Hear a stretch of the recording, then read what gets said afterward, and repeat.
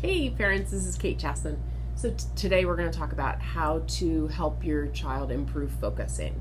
So if you're noticing your child gets really distracted, they can't focus for very long, it creates arguments at your house and you don't like that, here's some things you might want to think about.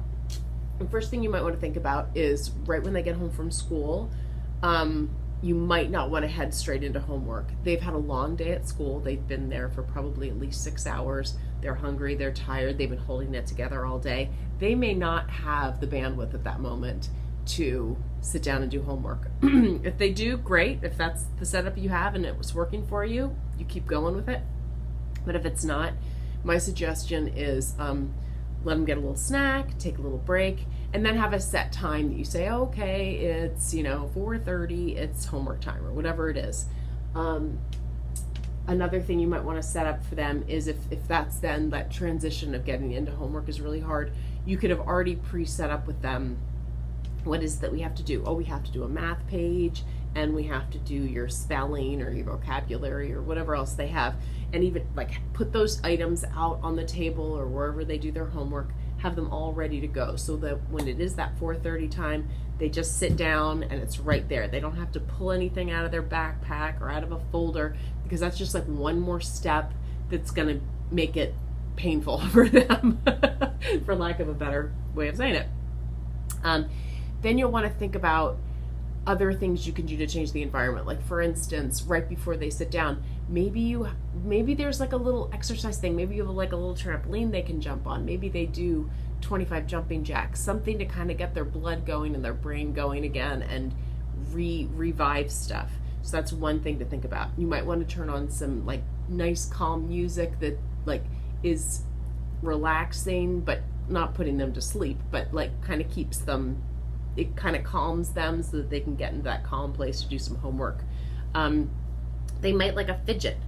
I don't have any fidgets in here right now, but there are lots of those little those fidget spinners you can have, or they're different like elastic bands. There are those things you can punch, right? So let me grab one. Okay, so I have one. So like these things, sometimes just having something like this that you're playing with just keeps them kind of stimulated enough that then they can focus on homework that might be a little more boring. You've got these things too that's kind of like bubble wrap. You punch the little things through. A lot of kids seem to have those. These are nice for the child who gets a little bit emotionally wound up sometimes. It just sort of is calming to look at. So you could say, okay, you get to turn it over and watch all the colors go down. And when all the colors go down, then you're going to start your homework. And then we can take a break again. And then another thing you can do is, I think I said this once before, is just set a timer on your phone, or if you have one of those egg timers in your kitchen, and just set it for 10 or 15 minutes, depending upon the age of your child, and say, that's all you have. Let's just see how much homework you can get done in that amount of time, and then we can take a break. So for a lot of kids, just that mental hurdle of knowing, I only have to do this for 10 or 15 minutes, and then I get a break, really does help them feel better about the whole thing. Another thing you might want to consider doing is you've got those like exercise bands. You could put them on the leg of a chair and then they can push their legs against it. And that's another thing, just like it's a body movement thing, right? They're moving their body, even though they're at the table doing their math sheet, they're still moving their body. So if you've got one of those kinesthetic kids who needs to move a lot, it does help them. So yeah, that's all I think that's all I have. So just like with the learning environment, tinker around and see what helps your child to really focus the best, and what you need to do to help them kind of figure it out themselves. Because there's, it's just so empowering for them to know, oh, I work best if I exercise a little before I have to do something that I have, focused work.